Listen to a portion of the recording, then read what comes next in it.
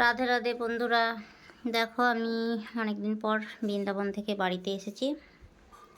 তো ঠাকুরদের সব ড্রেসগুলো সব একটু পাল্টে দিতে হবে, কারণ এখন একটু গরম পড়ে গেছে, ফুলাতা ড্রেস পরে আছে।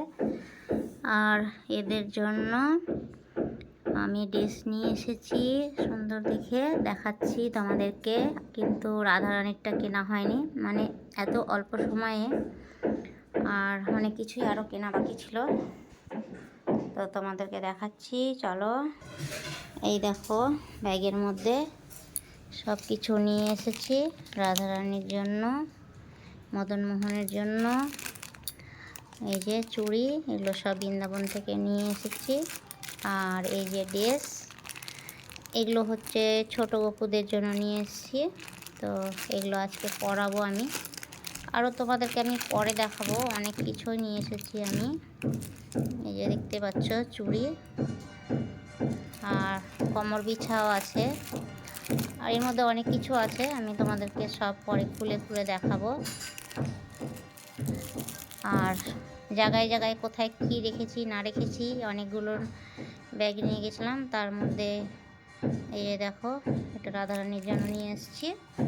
আর এই যে দেখো, এটা হচ্ছে কোল বালিশ, বালিশ।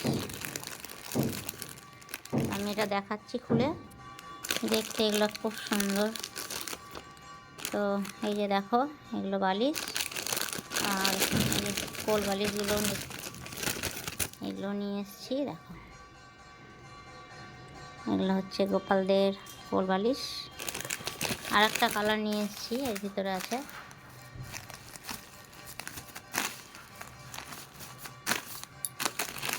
এই যে এটা একটা কালার নিয়ে এসেছি। তো আমি পরে তোমাদেরকে বিছানা করে ওটা দেখাবো। আর এই যে আরও অনেক কিছু নিয়ে এসেছি গোপালদের জন্য। আর এটা হচ্ছে জাতা, এই যে এটা হচ্ছে ছোট্ট জাতা। আর টিয়া পাখি, এই যে দেখতে পাচ্ছ, এগুলো হলো ময়ূর। তো আমি ওখানে আসল ময়ূর দেখার জন্য আরও ছিলাম, যে বৃন্দাবনে নাকি অনেক ময়ূর দেখা যায়। আর এগুলো ছোট রাধারানীর। তো ময়ূরগুলো আমি দেখতে পেলাম না, অনেক চেষ্টা করলাম। তো দেখেছি একটা দেখলাম, একটা জঙ্গলের মধ্যে দাঁড়িয়ে ছিল।